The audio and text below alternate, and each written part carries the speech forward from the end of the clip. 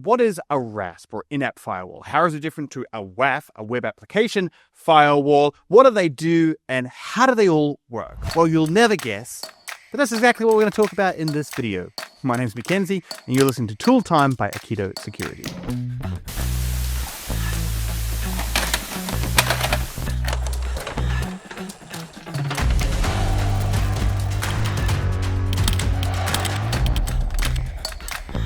So today, as you've guessed, we're talking all about firewalls. Now, firewalls is a pretty broad term. There's lots of different types of firewalls and they can act in different ways. There's hardware firewalls, there's software firewalls, there's firewalls for your network, there's firewalls for your infrastructure, there's firewalls for your application. Today, we're focusing on firewalls for your application, and there's two main ones that you kind of need to be aware about. Web Application Firewalls and Runtime Application Self-Protection firewalls, otherwise known as in-app firewalls. To be honest, I hate all of the names because I think they're stupid, but it does explain a little bit about what it does. It's a firewall that's self-protecting your application inside of it. Let's start off by talking about RASPs and WAFs and what do they do, because they actually have a common goal. So the main purpose of this type of firewall is to be able to monitor traffic coming into your application, anything making requests towards your databases, your backend, or your application, and block malicious requests. Now, the main things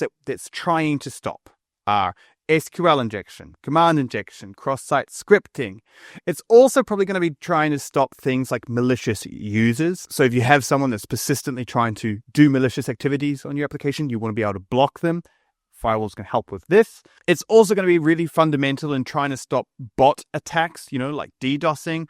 And in this modern era, it's also important to be able to control or limit the amount of scraping that AI tools can actually do, these AI bots and scrapers that are out there. So this is both what a web application firewall and a RASP or in-app firewall are actually doing. How they do it is quite different. The core concept of how they're different is a little bit simple to explain.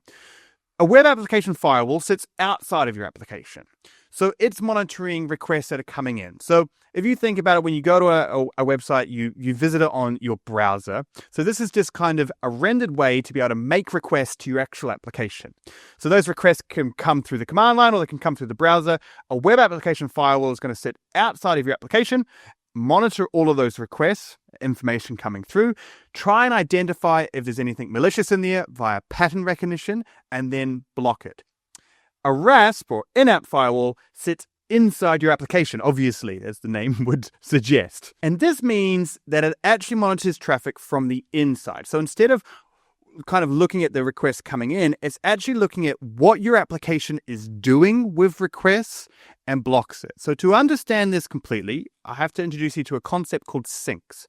So a sink is basically where a malicious command or just a command kind of ultimately ends up. So let's say that someone's gone onto your application and made an SQL injection attack, right? So they've put SQL code inside a user input field or made a GET request and it's come to it. A sink is when that text, because it is just text, ultimately gets turned into a function, right? So the code is flowing through your application, but at some point, there's a sink. At some point, it's executed. Now, in the case of the SQL example, there'd be a function that db.execute, and the text all of a sudden turns into malicious code within this function. That's the sink. So the fact that an in-app firewall is able to monitor all these requests as they come in and understand where the sinks are means it's going to understand how your application is actually going to monitor this. Now, this results in a couple of things. It results in way less false positives because it actually knows what is going to be harmful rather than just trying to identify something that fits a pattern, right? So this can actually create kind of a better user experience, but it's also going to be more accurate because it can rely on more than just general pattern recognition to be able to understand how this code is actually going to manipulate your application. So one's kind of looking at traffic as it's coming in. One's looking at how the traffic is going to manipulate your application. Another area where you can really understand kind of the key differences is how you could potentially block a malicious user, or let's say like an attack. How you would typically do that with a WAF is by blocking the IP, because this is really all the information that you have. You can take the IP of where a user is connecting in from, and you can block that. But we know that you can change your IP, right? just a simple VPN. So let's say I'm a malicious user. I get blocked from an application because I keep doing malicious things. I turn on my VPN or I change my VPN's location and I can get back onto the application. Not only that, if there's a lot of people using that same VPN IP address, then you've just blocked a whole bunch of people. A RAS can block people based on their user ID. So a user ID can be assigned when someone interacts with your application, for example, through a header. So you can actually block that user based on more than just their IP. So if I turn on my VPN, same example, I'm malicious, all of a sudden, I still can't access the application.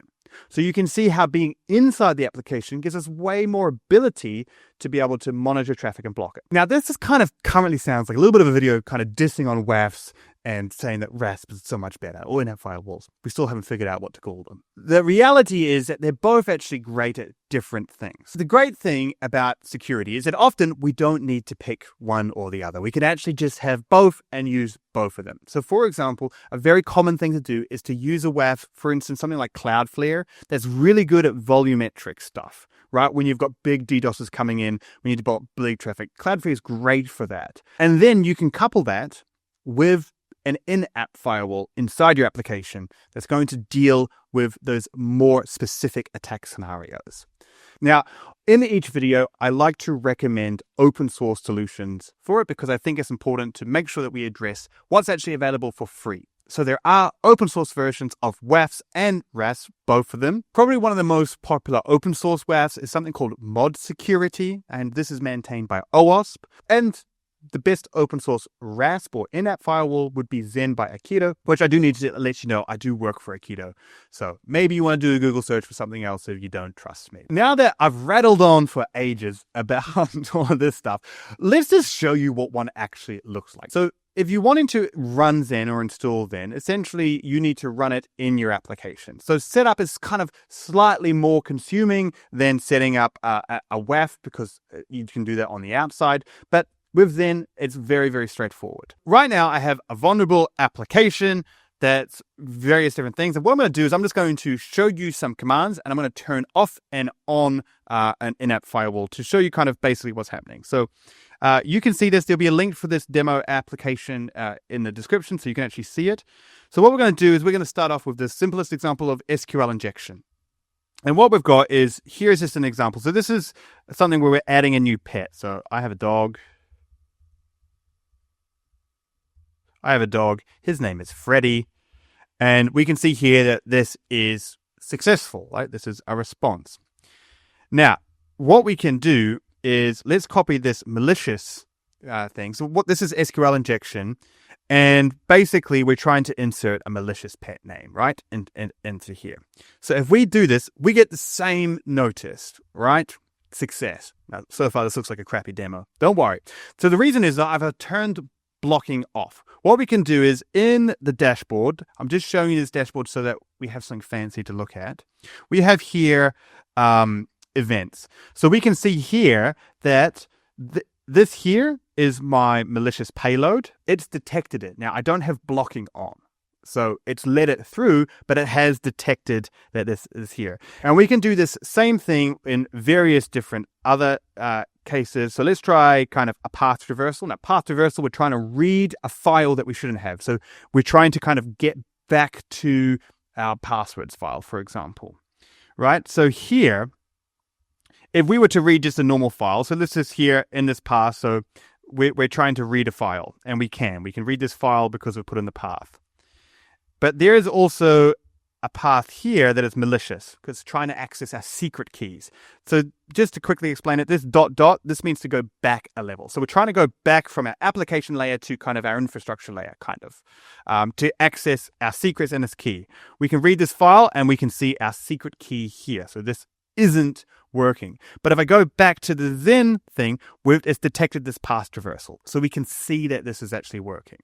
All right, now let's just do that same thing. I'm going to turn on blocking, and we're going to do the exact same process and see what happens. So let's go back to SQL injection. We're here going to do the same malicious SQL injection command here, trying to insert this malicious pet, and we do it, and we get a database error coming back. And we're going to try the same thing with the path traversal. Can we get to our file again? No, Zen has blocked this path traversal attack. So there you can kind of really see this working in action and how it works. Now there's some other things we can do here. So for example, if we open up our terminal, this command here is basically trying to access our site here, our demo thing, but we're being identified as a bot. So when we go through this, it's telling us that we're not allowed to do this resource because we've been identified as a bot. So, and this is to do with our header that we have. So there's lots of things and lots of ways that you can kind of see Zen working. Now, before we start to wrap up, there's one more feature that I do want to talk to you about.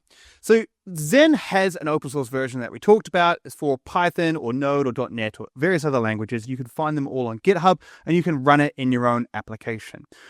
There is also the paid version. The core difference is that you get more ability. You just get a fancy dashboard that comes along with it, essentially. Right? But I want to use that fancy dashboard to kind of show some of the more hidden features that are a little bit harder to demo on my demo application. So the first one here is our users. So I talked about this at the start of how an in-app firewall can actually identify a user. There is some additional code that you need to add in if you want to set up user blocking specifically. But why I want to show you this is that if I click on one of these users, let's click on Ryan, what we can see is that Ryan's actually visited our site from multiple different IP addresses. So if we wanted to, we've got 50 in here and when he was. So Ryan's obviously using a VPN or does a whole bunch of travel, a lot.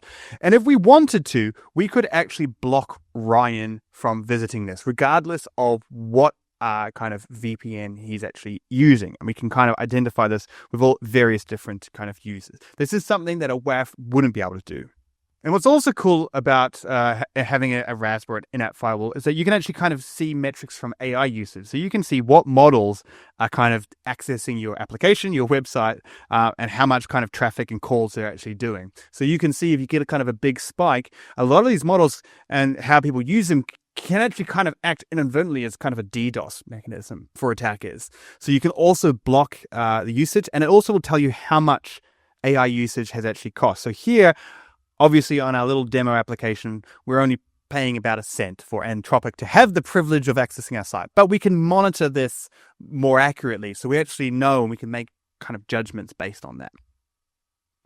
There's lots of different settings and things that we can do, but I think generally speaking, you kind of get the idea. Enough now just to kind of know what the differences are, to know if you need a WAF or a RASP. Joke's on you, you actually need both, and to kind of know what are the options out there. So that's all I had for you today. I hope you found this video useful. Please make sure you subscribe to the channel, like this video. It really helps us out, and I'll see you on the next one.